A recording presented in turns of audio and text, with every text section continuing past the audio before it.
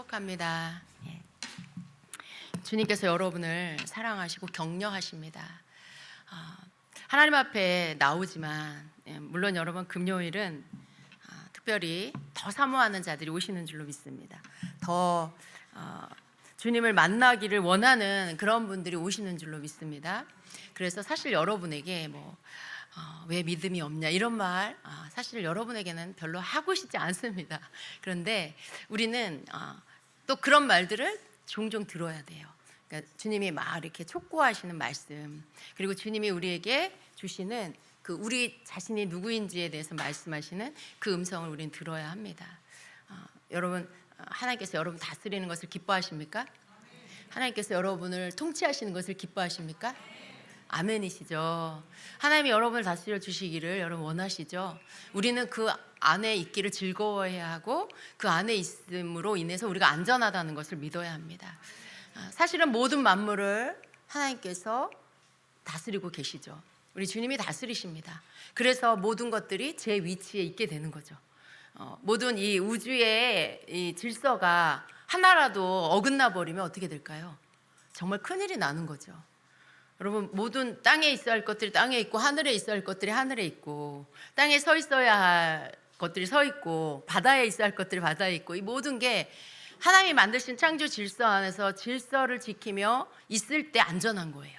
그것이 질서를 지키고 있다라는 말은 뭐예요? 하나님이 다스리고 계신다는 거죠.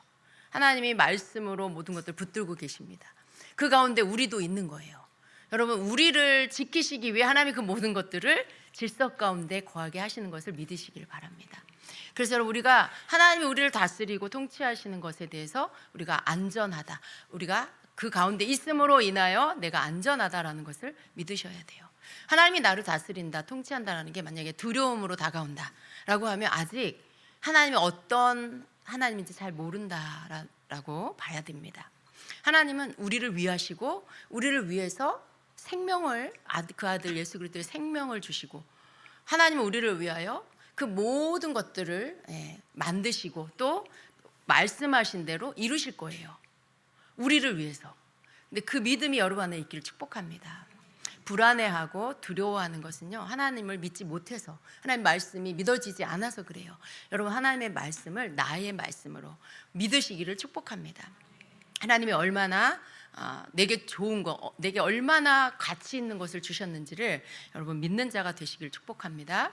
자, 오늘 사무엘하 9장의 말씀을 같이 보도록 하겠습니다. 사무엘하 9장 1절로 13절의 말씀인데요, 우리가 전체 좀 이 내용을 알아야 하니까, 어떻게 되어지는 스토리인지를 여러분이 알아야 하니까 우리가 읽도록 하겠습니다. 시작. 다윗이 이르되 사울의 집에 아직도 남은 사람이 있느냐? 내가 요나단으로 말미암아 그 사람에게 은총을 베풀리라 하니라. 사울의 집에는 종 한 사람이 있으니 그의 이름은 시바라. 그를 다윗의 앞으로 부르매 왕이 그에게 말하되 내가 시바냐 하니 이르되 당신의 종이니이다 하니라. 왕이 이르되 사울의 집에 아직도 남은 사람이 있느냐?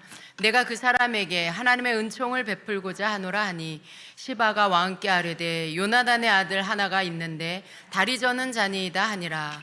왕이 그에게 그가 어디에 있느냐 하니 시바가 왕께 아뢰되 로드발 암미엘의 아들 마길의 집에 있나이다 하니라. 다윗 왕이 사람을 보내어 로드발 암미엘의 아들 마길의 집에서 그를 데려오니 사울의 손자 요나단의 아들 무비보셋이 다윗에게 나와 그 앞에 엎드려 절하매 다윗이 이르되 무비보셋이여 하니 그가 이르기를 보소서 당신의 종이니이다. 다윗이 그에게 이르되 무서워하지 말라. 내가 반드시 내 아버지 요나단으로 말미암아 내게 은총을 베풀리라. 내가 내 할아버지 사울의 모든 밭을 다 내게 도로 주겠고 또 너는 항상 내 상에서 떡을 먹을지니라 하니 그가 절하여 이르되 내 왕께서 죽은 개 같은 나를 돌아보시나이까 하니라. 왕이 사울의 시종 시바를 불러 그에게 이르되 사울과 그의 온 집에 속한 것은 내가 다 내 주인의 아들에게 주었노니 너와 내 아들들과 내 종들은 그를 위하여 땅을 갈고 거두어 내 주인의 아들에게 양식을 대주어 먹게 하라. 그러나 내 주인의 아들 무비보셋은 항상 내 상에서 떡을 먹으리라 하니라. 시바는 아들이 15명이요 종이 20명이라. 시바가 왕께 아뢰되 내 주 왕께서 모든 일을 종에게 명령하신 대로 종이 준행하겠나이다 하니라. 무비보셋은 왕자 중 하나처럼 왕의 상에서 먹으니라. 무비보셋에게 어린 아들 하나가 있으니 이름은 미가더라. 시바의 집에 사는 자보다 무비보셋의 종이 되니라. 무비보셋이 항상 왕의 상에서 먹음으로 예루살렘에 사니라. 그는 두 발을 다 절더라. 아멘. 예, 감사합니다. 9장 전체의 말씀인데요. 제목이 왕의 식탁에 앉는 자가 되었다라는 제목입니다. 누구의 이야기일까요? 눈치가 빠르신 분은, 마음에 은혜가 있는 분은, 지혜로운 분은 아실 거예요. 여러분의 이야기입니다. 여러분, 우리의 이야기예요. 예, 왕의 식탁에 앉는 자가 되었다. 내가 그렇다라는 것입니다. 여러분이 그렇다라는 것입니다. 여러분, 지금 이 이야기 제가 설명하지 않아도 이 내용에 대한 것들을 충분히 이해하셨죠? 다윗은요, 사울에게 쫓김을 받는 그러한 삶을 살았죠. 사울이 그 아들들이 다 죽고 그리고 나서 사울 왕이 되었어요. 다윗이 왕이 되었어요. 그런데 사울 가문에 남아있는 자가 있었습니다. 대부분 정권이 바뀌면 어떻게 돼요? 이전에 모든 그 왕의 가족, 왕의 자녀들, 어떤 친족들 다 죽이게 되죠. 그렇습니다. 그런데 다윗은요, 사울의 가문이 자신에게 위협이 될 수도 있는데도 불구하고 다윗은 오히려 어떻게 해요? 사울의 그 가문에, 사울 집안에 남은 자가 있느냐라고 어느 날 그 신하에게 묻는 것입니다. 왜 그렇게 물었을까요? 내가 그에게 하나님의 은총을 베풀어 주고 싶다라고 말해요. 참 다윗은요, 마음이 일반적이지 않아요. 보통은 다 이렇게 합니다. 왕이시여 다 없애버려야 합니다. 씨를 다 멸해야 합니다. 이렇게 신하들이 또 그렇게 말을 하고 왕도 당연히 또 그렇게 합니다. 그런데 지금 오히려 다윗은 어떻게 해요? 오히려 사울 집안에 남아있는 자가 있으면 내가 그에게 하나님의 은총을 베풀어 주고 싶다라고 말하고 있어요. 다윗은 세상의 왕이지만, 이스라엘의 왕이지만 세상의 왕이죠. 그런데 세상 전례를 따르지 않는, 하나님의 뜻을 따르는 그러한 왕이었어요. 그래서 이제 신하가 얘기해 줍니다. 요나단의 아들 무비보셋이 살아 있습니다 라고 말해요. 다윗은 그를 왕궁으로 부르죠. 그를 데리고 와라 라고 해요.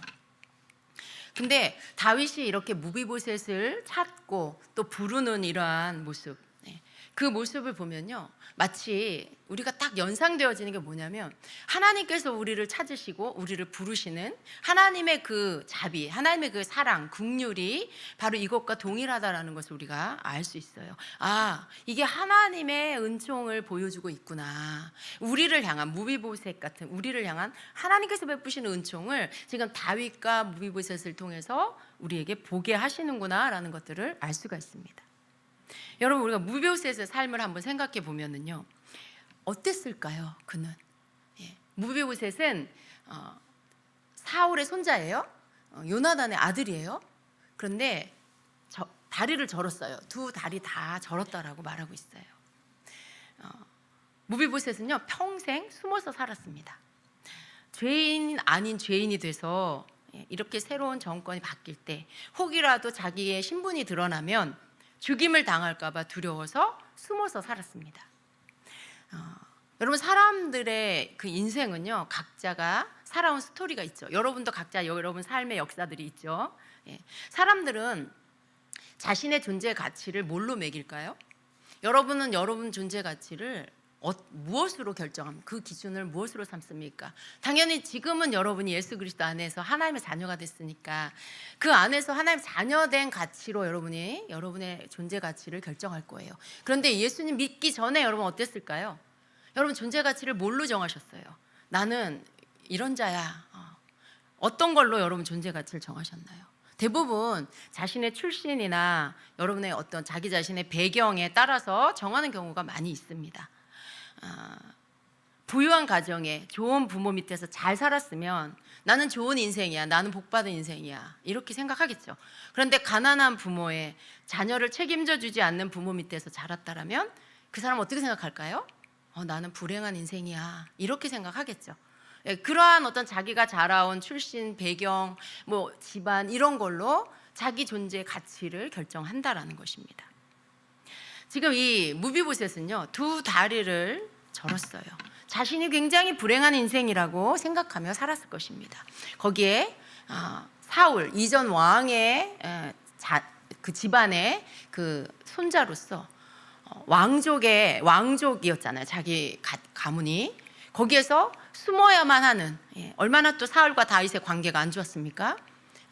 이제 왕이 되었는데 자기 할아버지가 지금 왕이 된 다윗을 평생토록 죽이려고 쫓아다녔어요. 그러니 일반적으로 생각하면 새로운 왕이 된 그 다윗이 얼마나 이 집안을 싫어할까, 얼마나 이 집안의 모든 사람들을 죽이고 싶을까, 이런 생각을 하겠죠. 당연히 죽일 거라고 생각했기 때문에 도망가서 숨어서 살았습니다. 무비보셋은 그냥 자기 잘못이 아니에요. 자기가 사울 집안의 사람으로 태어났다는 죄로 인해서 이렇게 자기가 선택하지도 않은 그 인생으로 인해서 굉장히 불행한 삶을 살게 된 것입니다.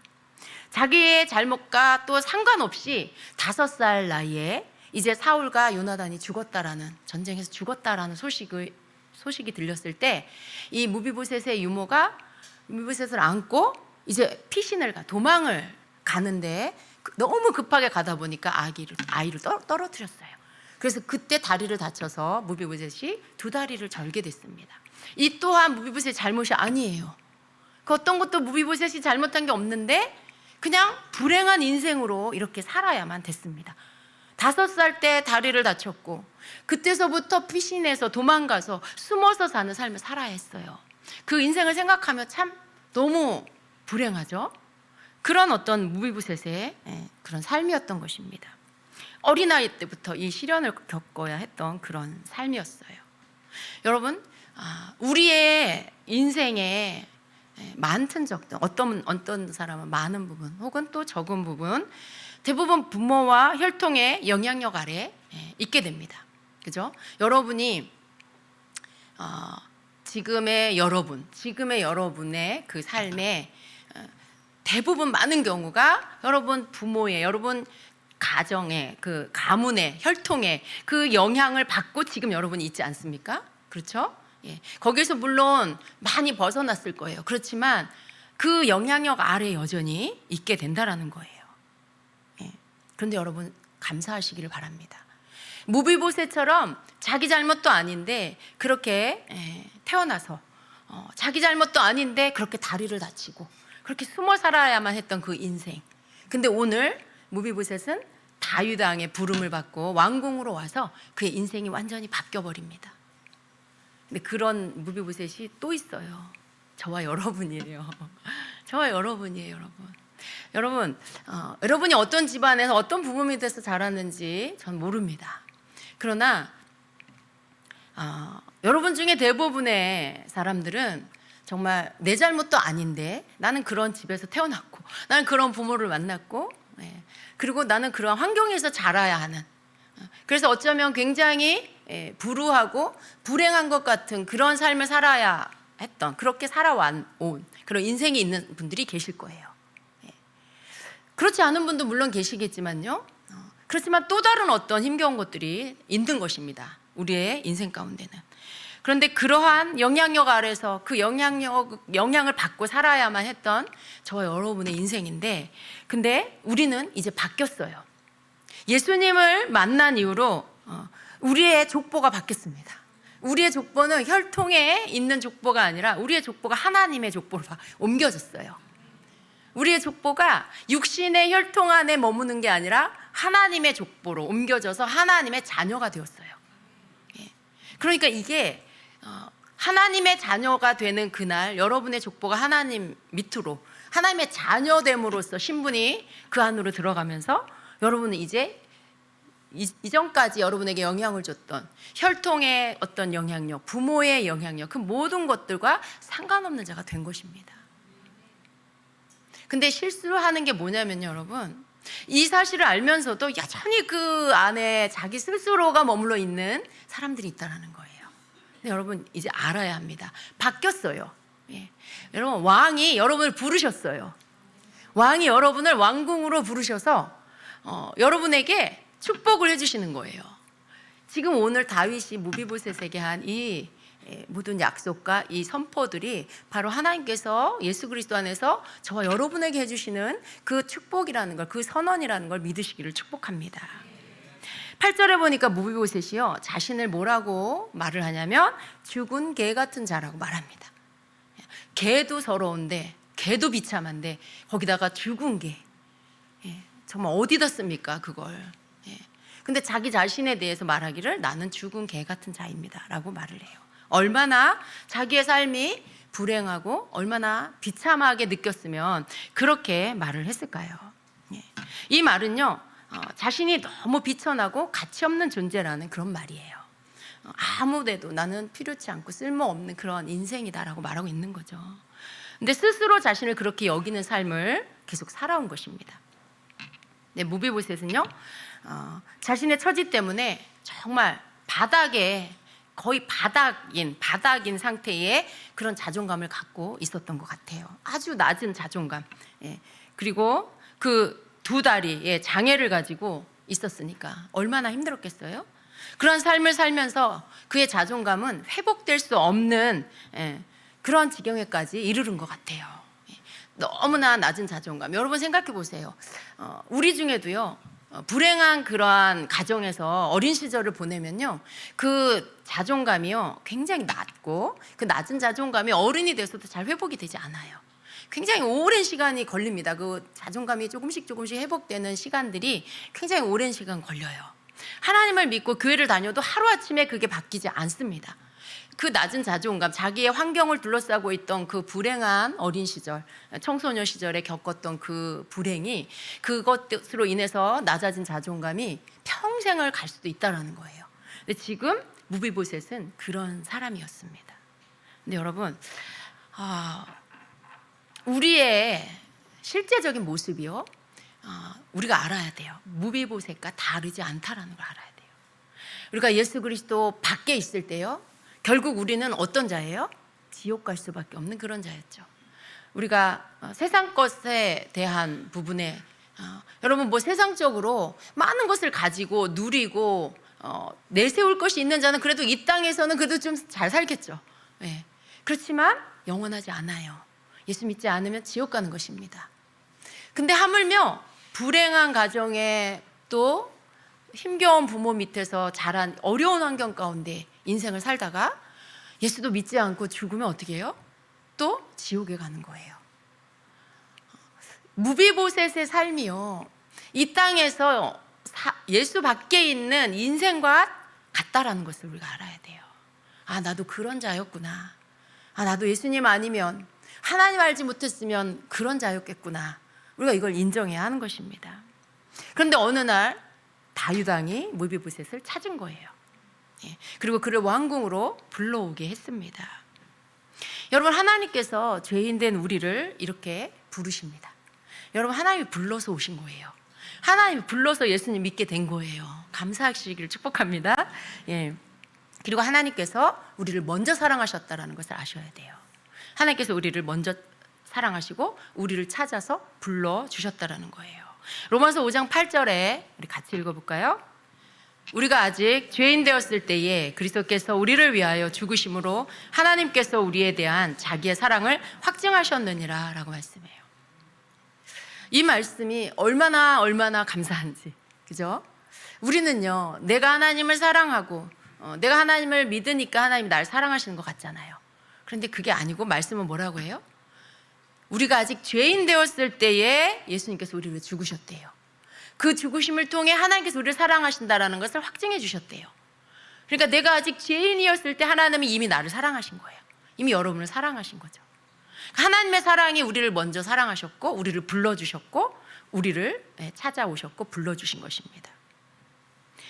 다윗은요, 아무도 관심도 없고 신경도 쓰지 않는 무비보셋을 찾아서 왕궁으로 불러서 자신 앞에 세우고는 이렇게 말을 합니다.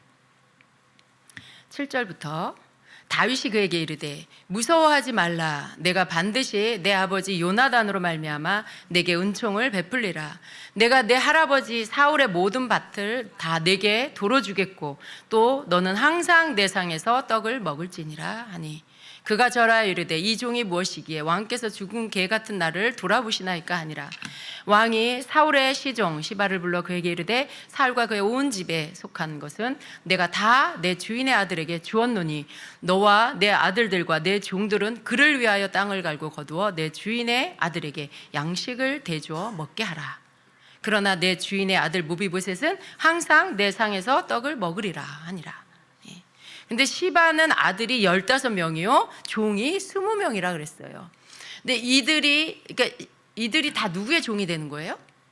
무비보셋의 종이 되는 거예요. 사울이 가졌던 왕이었어요. 근데 그가 가졌던 모든 토지가 모든 땅이 누구 거가 됐어요?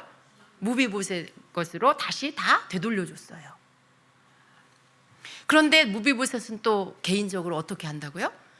왕의 식탁에서 함께 먹을 것이다.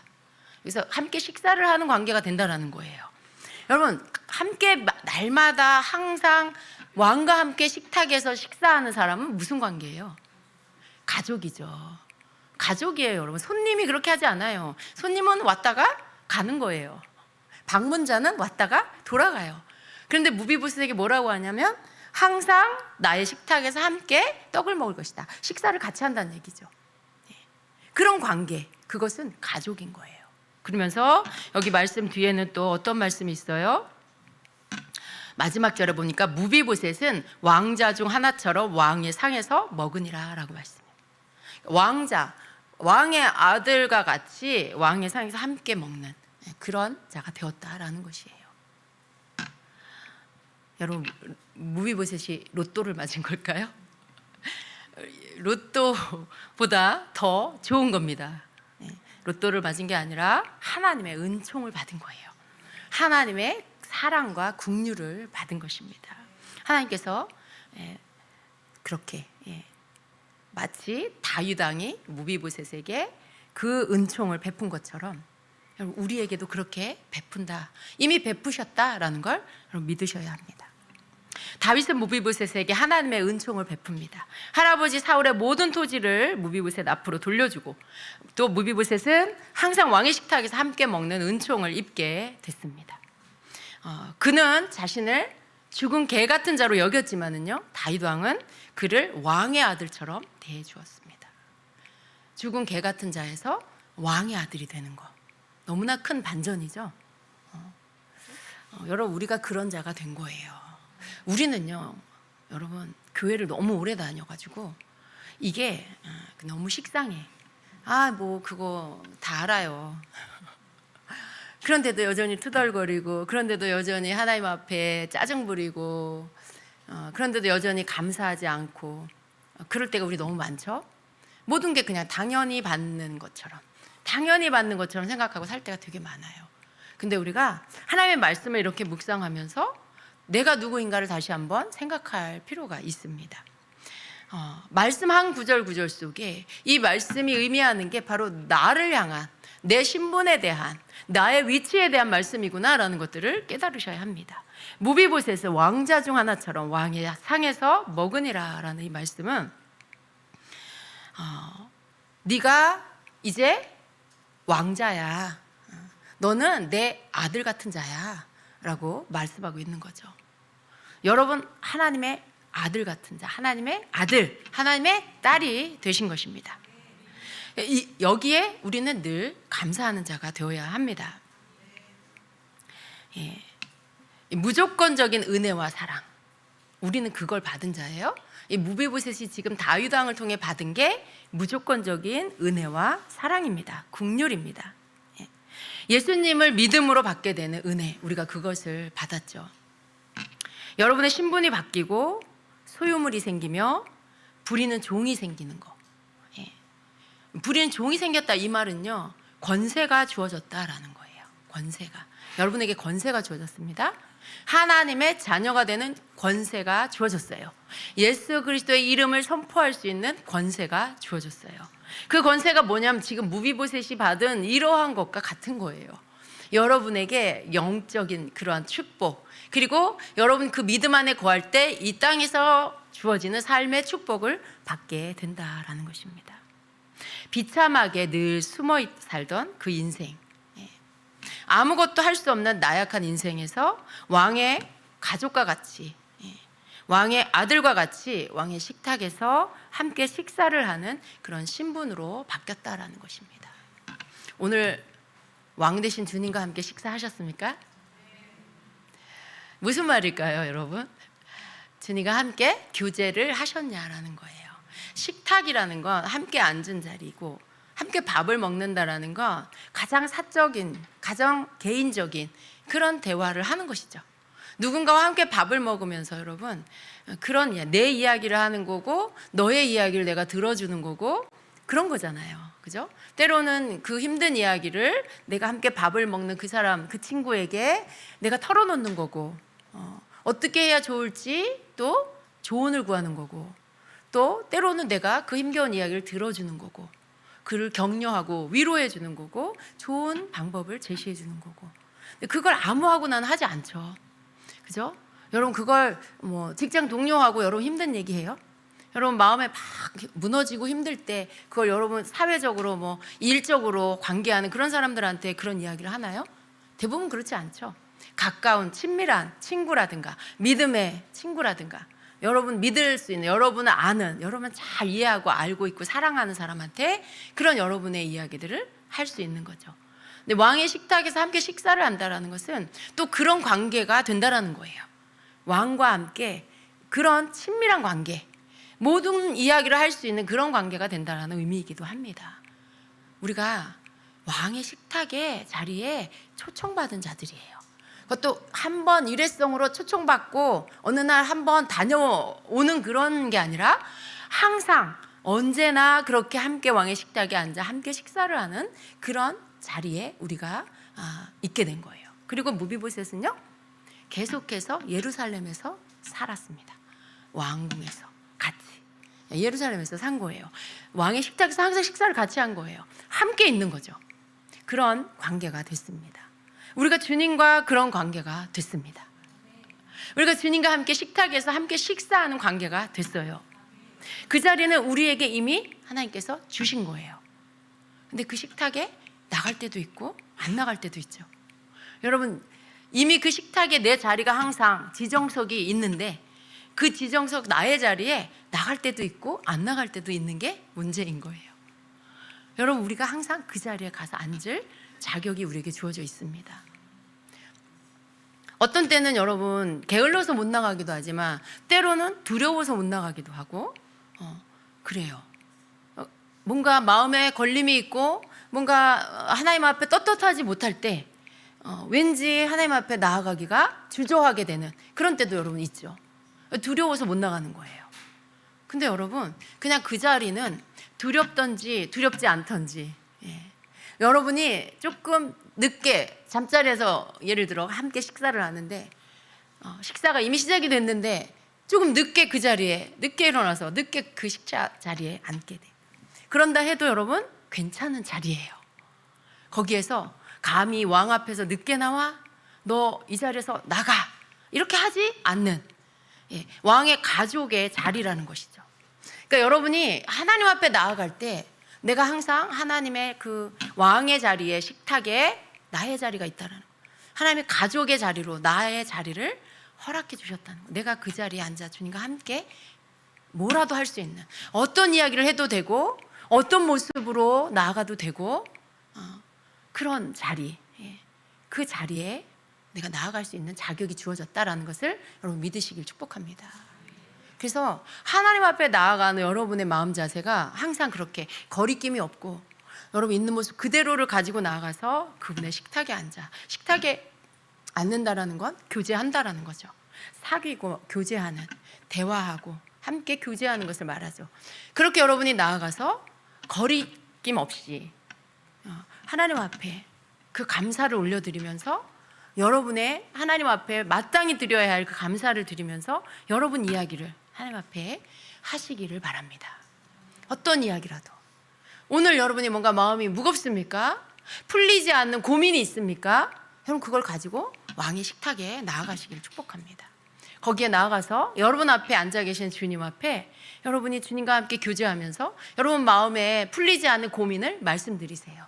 그것을 여러분 어떻게 해야 될지 가르쳐 달라고, 도와달라고 말씀드리시기를 바랍니다.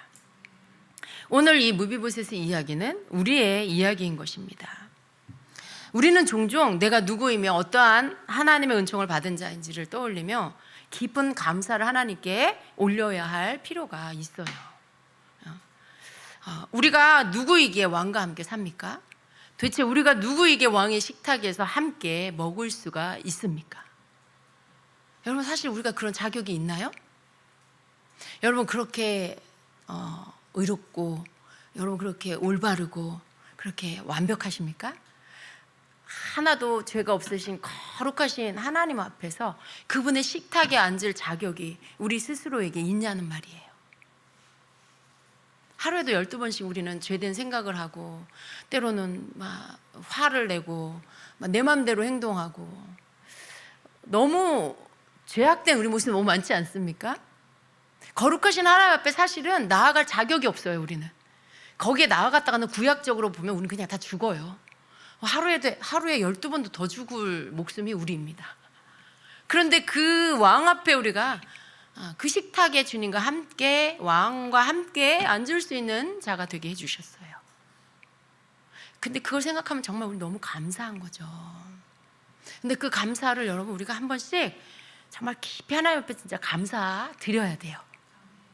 늘 우리는 그런 모든 것들은 생략하고 내가 원하는 것만 말씀드리고 구하고 또 뭔가 잘못되면 하나님 원망하고 삐지고 하나님 향해서 마음문을 닫아버리고 그런 것들 우리는 얼마나 여러분 그런 것들이 진짜 무례한 행동인지 하나님 앞에 우리 알아야 돼요.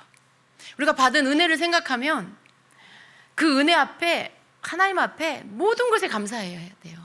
모든 것에 감사해야 돼요. 그런 감사를 우리는 한 번씩 종종 하나님 앞에 이것을 묵상하면서 정말 하나님 앞에 깊은 감사를 드려야 할 필요가 있습니다. 아까도 말씀드렸죠. 우리가 교회를 너무 오래 다니면요 때로 모든 것이 그냥 당연한 것처럼 여겨요. 그냥 식상해요. 그런데요 여러분 아무리 교회를 오래 다녀도 당연한 것은 없습니다. 내가 아무리 교회를 오래 다니고 모태신앙에서 엄마 뱃속에서부터 교회를 다녔다 해도 당연한 것은 없어요. 여러분 처음부터 전적인 하나님의 은혜이고요 마지막까지 모든 게 하나님의 은혜이고 영원토록 모든 것은 하나님의 은혜입니다. 우리에게 주어진 하나님 주시는 모든 것들은 전적인 하나님의 은혜예요. 우리의 노력이나 공로로 얻은 건 아무것도 없습니다. 모든 게 하나님의 은혜예요.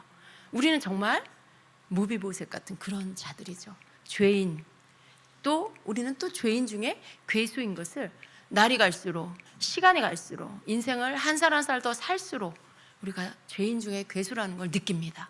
왜냐하면 깨달았던 죄를 또 짓고 회개했던 죄를 또 짓고 안 하겠다고 결심하고 고백했던 죄를 또 짓는 그러한 우리의 모습이 죄인 중에 괴수가 아니고 뭐겠습니까?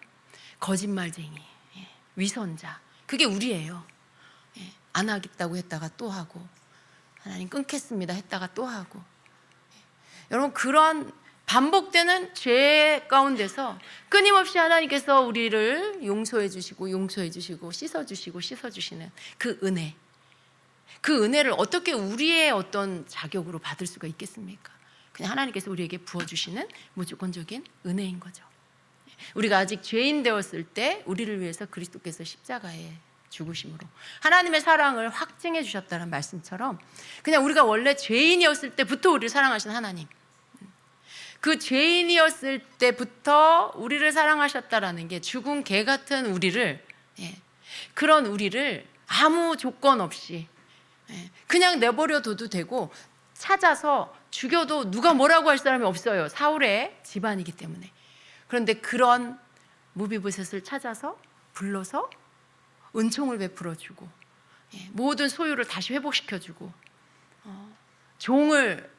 부리는 종을 주고 그 종이 그 무비보셋을 위해서 일하게 하고 그리고 그 무비보셋은 왕의 식탁에서 먹게 하고 살게 하고, 이 모든 은총이요, 여러분, 여러분과 제가 우리가 받은 은총입니다. 예. 우리의 누리는 모든 것들이 하나님께서 우리에게 주신 거예요. 우리가 행하는 모든 이런 영적인 권세가 하나님께서 우리에게 주신 거예요. 여러분의 소유하는 모든 것들을 하나님께서 여러분에게 재물 얻을 능을 주시고, 일할 수 있는 직장을 주시고, 사업을 주시고, 여러분이 쉴 수 있는 집을 주시고, 먹거리를 주시고, 모든 것들을 주셔서 여러분에게 누리게 하시는 것, 이게 하나님의 전적인 은혜입니다. 그래서 우리는 우리 인생이 무비보셋 같았던 나의 인생이 하나님의 은혜와 은총으로 왕의 자녀가 되었다는 것을 깨닫고 감사해야 하는 것입니다. 그 안에서 하나님 왕의 식탁의 자리에 우리를 날마다 초대해요. 왕의 식탁에서 왕께서 우리를 얼굴 보기를 원하세요. 우리를 만나기를 원하세요. 함께 식사하는, 함께 교제하기를 원하세요. 그 또한 얼마나 큰 은혜입니까? 우리가 나가서 다 준비하고 기다려도 모자라는데 왕께서 식탁의 자리에 앉으셔서 우리를 기다리신다. 그건 여러분 매일매일 우리와 교제하고 싶으신 하나님의 마음입니다. 우리가 그것을 또 알고 그 식탁의 교제의 자리에 왕을 만나는 그 자리로 우리가 나아가야 한다라는 것입니다. 계시록 3장 20절에 이렇게 말씀하시죠. 볼지어다 내가 문 밖에 서서 두드리노니 누구든지 내 음성을 듣고 문을 열면 내가 그에게로 들어가 그와 더불어 먹고 그는 나와 더불어 먹으리라 라고 말씀해요. 여러분, 이 말씀을 많은 경우에 전도할 때 이 말씀을 많이 쓰죠.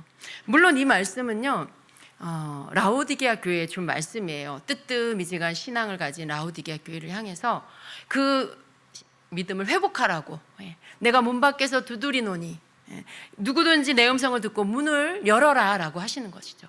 근데 오늘 이 말씀은요, 우리 모두를 향한, 하나님의 자녀들을 향한, 아니 모든 인류를 향한 하나님의 음성이에요. 하나님의 문을 두드리죠. 들어가 오시고 싶으신 거죠. 우리의 마음 안으로 들어오고 싶으신 거예요. 어떻게 해요? 들어오셔서 더불어서 먹고 마시기를 원하시는 거예요. 나와 함께 교제하자, 나와 함께 사귀자라는 거죠. 관계하자, 나와 함께 사귀자, 교제하자. 우리와 함께 교제하기를 원하세요.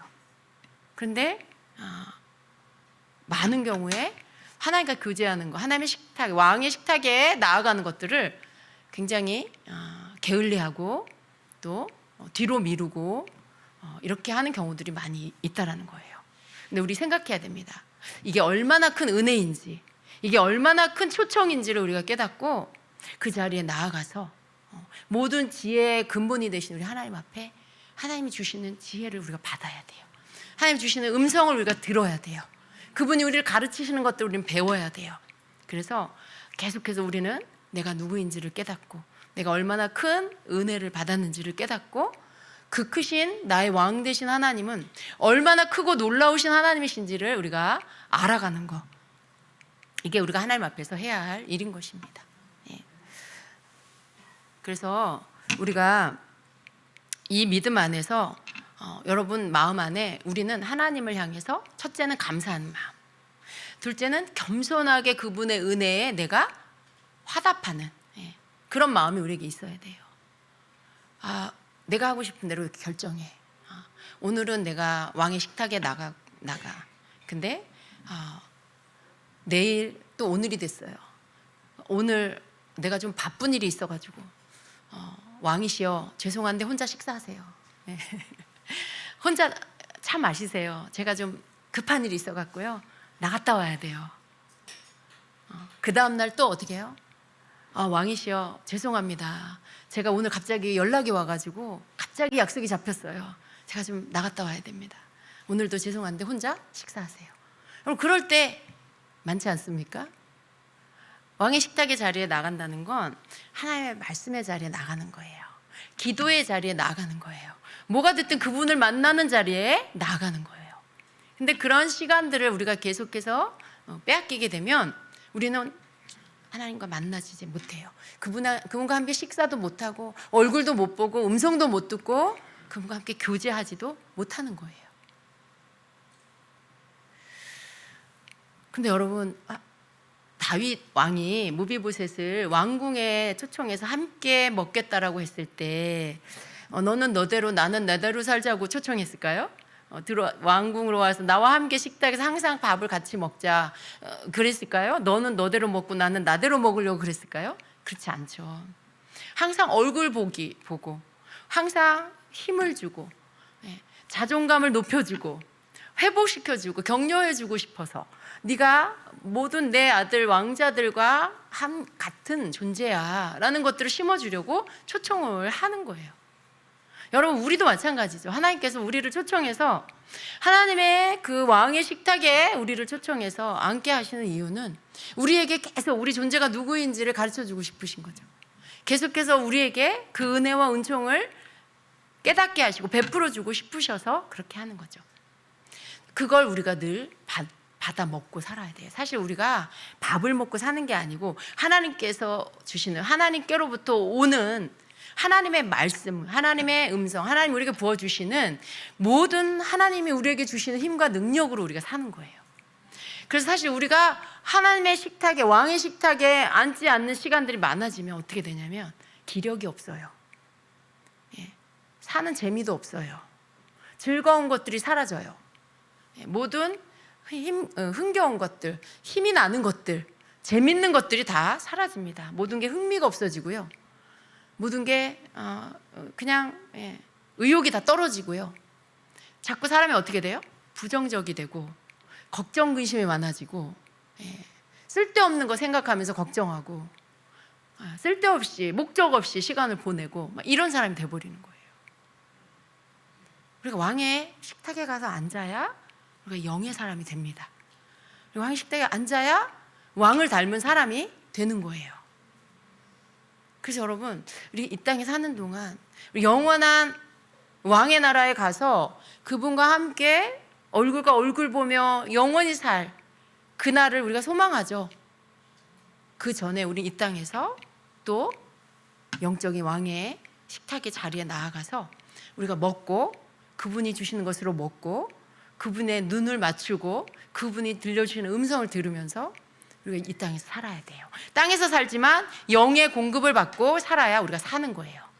땅에서 살지만 하늘에서부터 왕이 주시는 것들 우리가 먹음으로 인해서 우리가 영원한 나라에 들어갈 준비가 되는 것입니다. 만일 우리가 이 땅에서 주님과 교제하지 않는다면 우리는 천년왕국에 들어갈지 말지도 몰라요. 우리 천년왕국에 못 들어가면 영원한 나라에 들어갈 수 있을까요? 사실 예전에는 죽으면 우리 다 천국에 가지, 거기서 영원히 주님과 함께 살 거지 하고 거기까지였어요.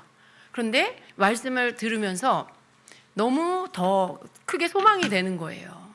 그리고 반드시 가야 되는 나라라는 거죠. 반드시 가야 되는 나라. 근데 그게 언제 결정되냐? 이 땅에서 준비되지 않으면 갈 수 없는 나라예요. 우리가 죽으면 가겠지, 나 교회 다녔으니까. 근데 이 땅에서 우리가 준비되지 않으면 그 나라에 갈 수 없어요. 이 땅에서의 삶이 그 나라로 연결되어서 들어가게 된다는 걸 우리가 알아야 합니다. 그래서 여러분, 이 땅에서 등과 기름을 준비한 자가 들어가요. 신랑이신 예수님을 기다린 자가 들어가는 거고, 깨어있는 자가 들어가는 거고, 거룩하게 자기 삶을 지킨 자가 들어가는 거고, 그 모든 것들, 이 땅에서 우리가 살면서 지켜내야만 하는 것들이 될 때 예수님의 그 지상 재림이 이루어지면서 천년왕국으로 들어가는 걸 아셔야 돼요. 7년의 이 기간 동안의 환란이 끝나고 나면 이제 천년왕국으로 들어가서 살게 되는 거죠. 그러니까 여러분, 이게 먼 이야기가 아니라는 걸 우리가 알아야 돼요. 먼 이야기가 아닙니다. 7년 환란이 시작되는 시점부터 카운트 되는 거예요. 그 뒤에 7년 뒤에 우린 천년왕국이 시작된다는 걸 알아야 돼요. 그러니까 정신 바짝 차리고 살아야 되겠죠. 여러분, 날마다 감사하는 여러분 되시길 축복합니다. 내가 무비보셋 같은 자였구나. 나는 그건 아닌 것 같은데. 그렇습니까, 여러분? 나는 그거보단 좀 죽은 개는 아니고 산 개 같아요. 이렇습니까? 죽은 개나 산 개나 뭐가 다릅니까, 여러분? 근데 우리가 그런 자였어요. 예수 그리스도 아니면 우리는 정말 죄 가운데 죽을 수밖에 없는 그런 자였다라는 걸 우리가 인정하고 알아야 합니다. 그런 우리를 하나님께서 왕의 왕궁으로 우리를 초청하셔서 우리를 찾으시고 부르셔서 우리 초청하셔서 왕의 식탁에 앉으며 우리에게 모든 것들을 왕의 자녀로서의 가져야 할 모든 것들을 우리에게 회복시켜 주시고 주셨다라는 것을 알고 날마다 이것을 감사하는 여러분 되시길 축복합니다. 그 믿음 안에 서 계셔야 돼요. 나는 그러한 자야. 이제 믿어야 되는데 또 그걸 못 믿어.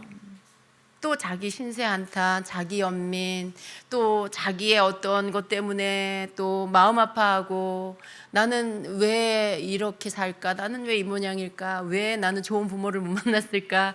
이런 생각하시면 안 돼요. 여러분, 족보가 옮겨졌어요. 육신의 부모를 원망할 필요가 없어요. 그냥 축복해 드리세요. 예수님 전하고 구원받게 하세요. 여러분의 족보가 혈통에서 육신의 혈통에서 영적인 족보로 하나님의 자녀의 족보로 옮겨졌어요. 예수 그리스도의 족보로 옮겨졌어요. 그걸 여러분 감사하시는 그러한 삶이 날마다 되게 하세요. 날마다 왕의 식탁에 나가서 왕과 함께 식사하기를 기뻐하는 여러분 되시고 그 시간에 여러분 정말 그 시간을 왕과 함께 주님과 함께 보내면서 말씀 읽고 묵상하시라는 거예요. 기도의 시간을 놓치지 말라는 거예요. 그 시간을 여러분 귀하게 여기시고 그 시간을 통해 정말 주님께서 여러분에게 깨닫게 해주시는 것들, 영의 양식들을 먹고 그리고 여러분 영적으로 정말 준비되는 그런 자가 되시기를 축복합니다. 우리 이 땅에서의 삶이 그러해야 합니다. 그래야 우리가 영원한 왕국에 또 천년 왕국에 영원 왕국에 들어갈 수 있게 될 것입니다. 아멘. 자, 우리 함께 기도하겠습니다. 오늘 여러분 더 많이 감사하시길 바랍니다. 하나님의 말씀이 선포될 때 거기에 그 말씀이 여러분에게 빛과 같이 비추는 거예요. 그냥 느슨해졌고 또 식상해졌고 그냥 습관과 같이 하고 있는 이러한 신앙생활이 그게 아니라 의미가 부여되고 다시 상기시켜 주시고 그리고 그 모든 것들의 본질, 그 본질을 가장 귀하게 여기며 잃어버리지 말라고 하시는 주님의 음성을 우리가 듣는 것입니다.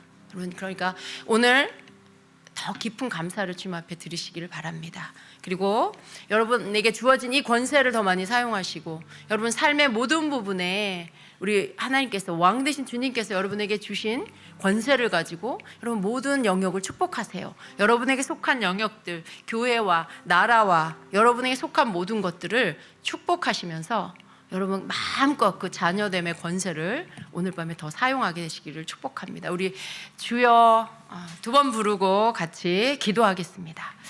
주여, 주여.